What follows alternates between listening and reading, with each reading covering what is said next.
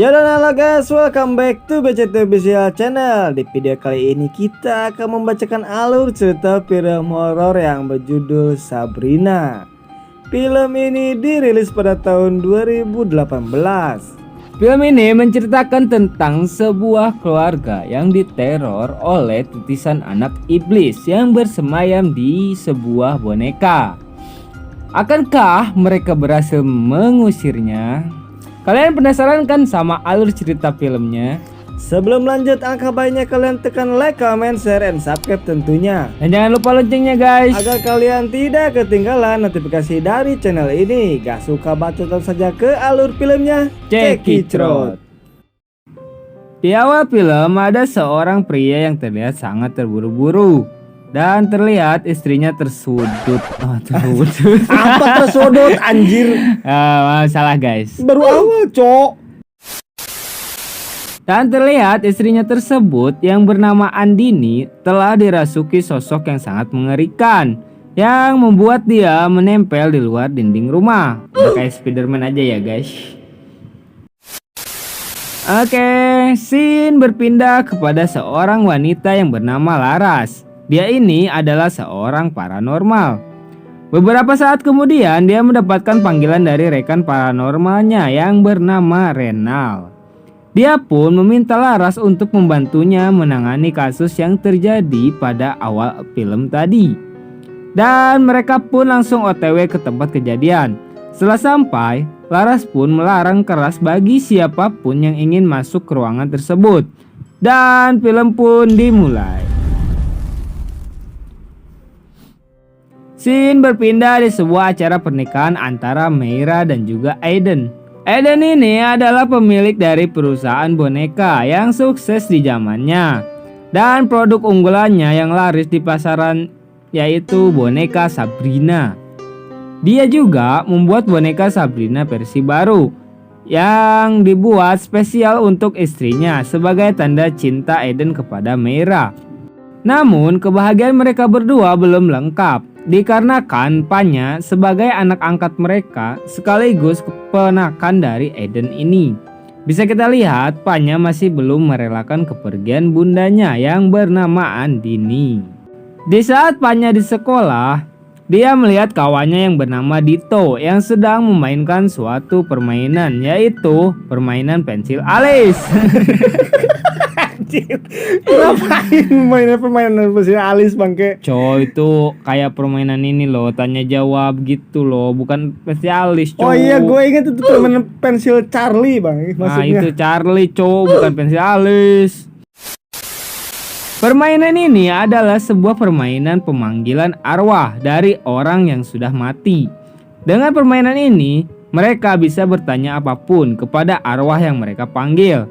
Dan arwah tersebut bisa menjawabnya dengan pensil yang bisa bergerak sesuai dengan apa yang ingin mereka jawab. Karena kepo, Panya mencoba untuk memainkan permainan tersebut sekaligus untuk mengobati rasa rindu kepada bundanya. Setelah dirasa berhasil memanggil arwah bundanya dengan dibantu APK. Kok APK sih? Itu aplikasi, Oh, gak iya. usah dibaca APK.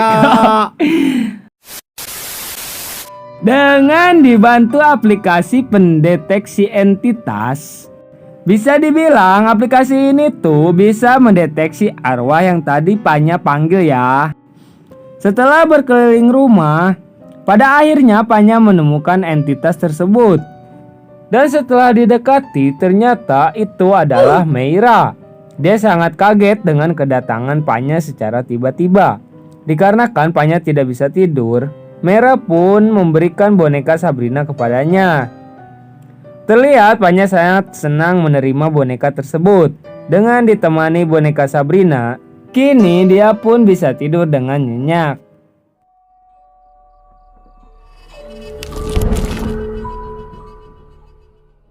Keesokan paginya mulai terjadi kejadian aneh kepada Meira. Dia pun diganggu oleh boneka Sabrina yang berpindah-pindah gak jelas, yang membuat dia sedikit agak parno. Di malam hari, Panya dicat oleh Dito dan bertanya apakah dia sudah bertemu dengan bundanya. Sebab Panya belum berhasil, dia pun mencobanya lagi. Dan apa yang terjadi?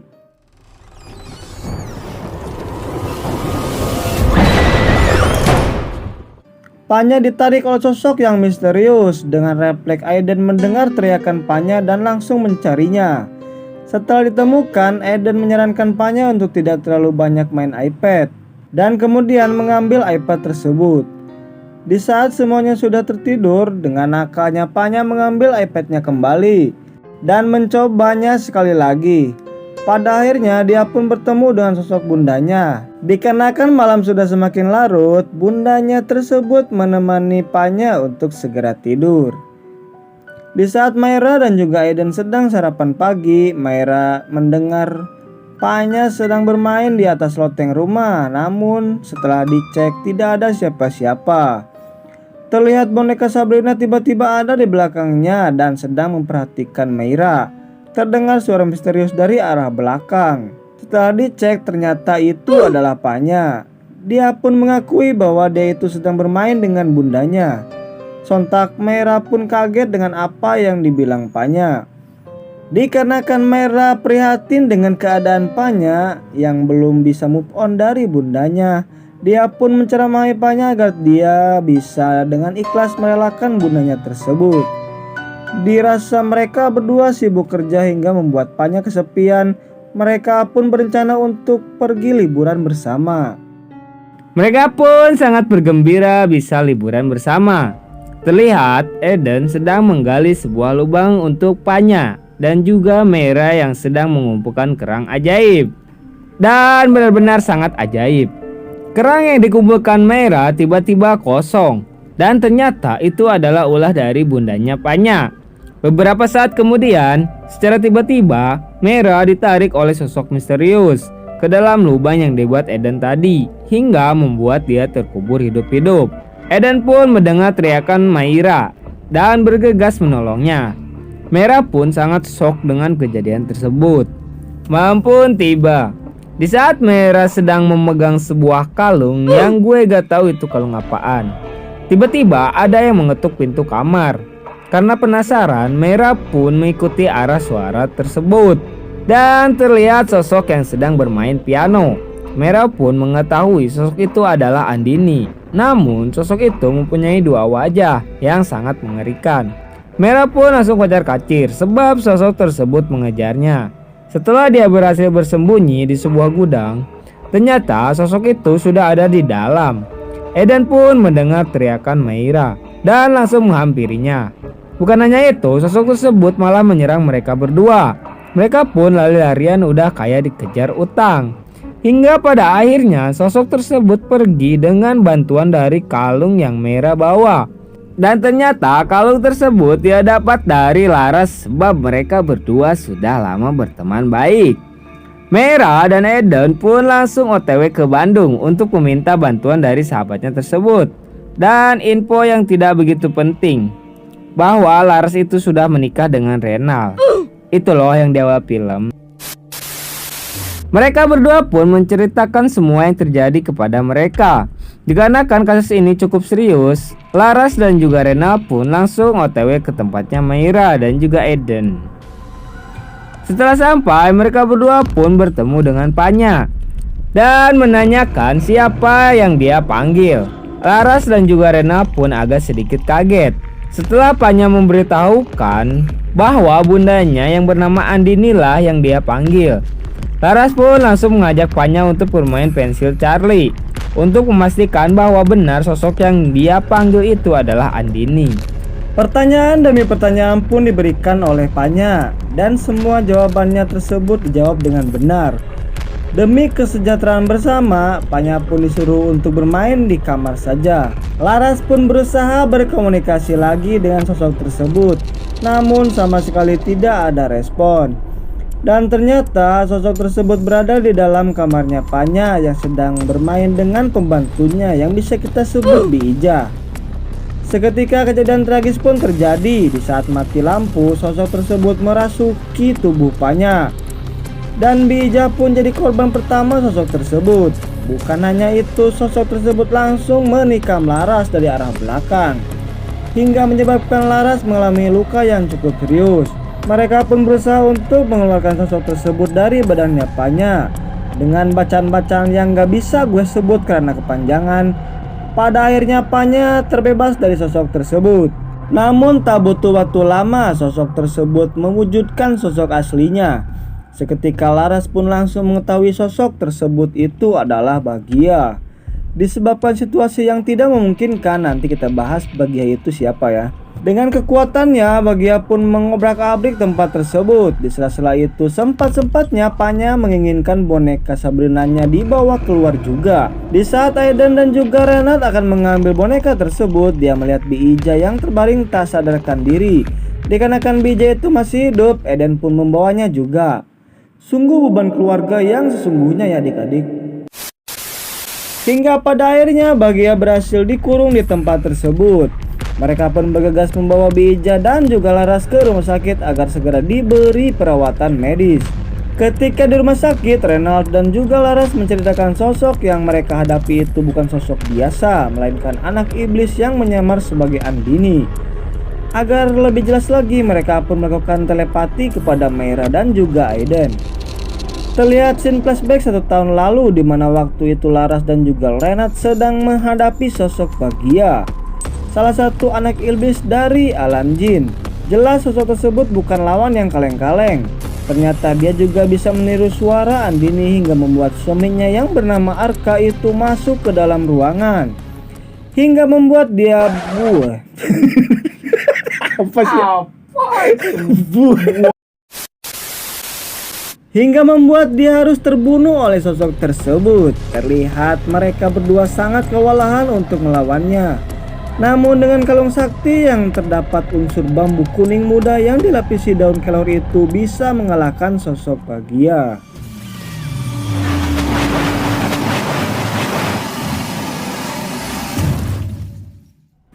Setelah mereka berdua melihatnya, Laras dan juga Rena menjelaskan kepada mereka berdua bahwa iblis Bagia itu berhasil kembali lagi setelah dipanggil oleh Panya dan bertujuan untuk balas dendam.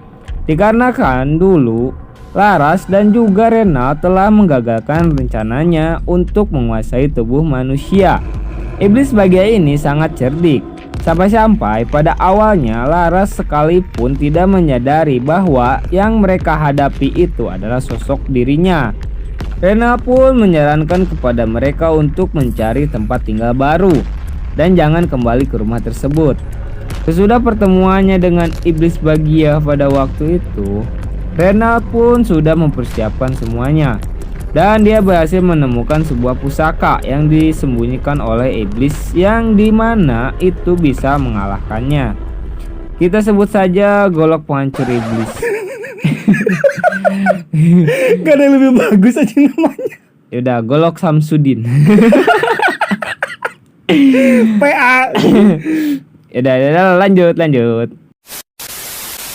Rena pun menegaskan kepada Laras untuk menggunakan pusaka tersebut ketika Bagia sedang menunjukkan wujud aslinya. Kita pindah dulu kepada Meira, Aiden dan juga Panya yang sudah pindah ke rumah kakeknya yang dulu, yang dekat sekali dengan pabrik boneka di mana boneka Sabrina diproduksi. Namun di saat Laras dan juga Rena kembali ke rumah di mana iblis itu dikurung, tidak nampak eksistensi apapun. Dengan kaget mereka berdua baru sadar bahwa iblis itu sudah pindah ke dalam boneka Sabrina yang dibawa Panya. Kekhawatiran mereka berdua pun akhirnya terjadi di saat mereka semua sedang jalan-jalan berkeliling pabrik. Iblis Bagia itu meneror mereka dan memasuki tubuh Maria. Kok jadi Maria?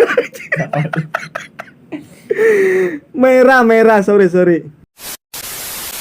Singkat cerita, Laras dan Renald pun sampai ke tempat lokasi dan langsung bergegas untuk menolong Meira. Setelah masuk ke dalam pabrik, tanpa basa-basi lagi, dengan tubuh Meira, iblis Bagia itu langsung menghajar mereka satu persatu hingga mereka semua tumbang dibuatnya. Karena dia sangat dendam dengan Laras, iblis itu langsung mengincar Laras dan mengejarnya hingga Laras pun terpojok di rumah keluarganya Aiden. Setelah tersadar, Eden dan juga Renat langsung menyusul Laras dan berhasil mengamankan iblis itu. Sangat mencengangkan, iblis tersebut mengakui bahwa dirinya itu dikirim oleh seseorang yang ternyata itu adalah Aiden, yang iri dengki dengan harta warisan yang dibagi dengan kakaknya sendiri, yaitu Arka.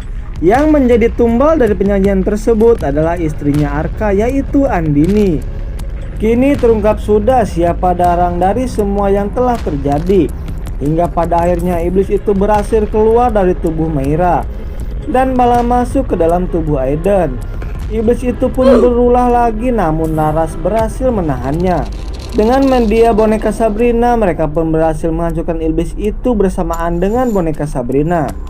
Betapa membagongkannya, iblis itu masih hidup dan muncul lagi dengan wujud aslinya. Pertarungan epik pun terjadi antara Laras dan juga iblis Bagia, yang berhasil dimenangkan oleh Laras yang dibantu dengan pusaka golok sakti penghancur iblis, hingga pada akhirnya iblis itu pun berhasil dimusnahkan untuk selama-lamanya. Kini Eden mendapatkan ganjaran yang setimpal, dia pun dipenjara atas semua perbuatannya, dan Panya pun hidup bahagia bersama bunda barunya yaitu Meira. Ditutup dengan Laras dan juga Renat yang masih meneruskan misinya sebagai pemburu iblis. Dan film pun tamat. Yo, oke guys, inilah ya dari film Sabrina. Dan di film ini gue ingin berkomentar tentang filmnya yang menurut gue ini cukup keren di bagian efek-efeknya itu. Mantap pokoknya, ini Dan slow mo-nya guys. Keren serius, itu di after effect-nya keren. Sumpah, salut buat editornya. Gimana menurut lu film ini? Ya intinya film ini tuh apa ya? Ya memberitahu kita ya, kita janganlah iri terhadap orang lain ya, apalagi sama keluarga kita sendiri ya. Karena setiap orang memiliki apa ya, keberuntungan masing-masing lah ya, istilahnya. Ya udah ada rezekinya masing-masing. Nah itulah ya. rezekinya masing-masing ya. Oke lah. Karena hati manusia itu lebih busuk daripada setan guys. Nah itulah intinya, busuk kalian. Oke lah aja. Terus dukung channel ini dengan cara like, comment, share, and subscribe tentunya. Dan jangan lupa loncengnya guys, agar kalian tidak ketinggalan notifikasi dari channel ini. Udah lah, gue Yudhistira pamit. gua Repan, See you next time video. bye bye.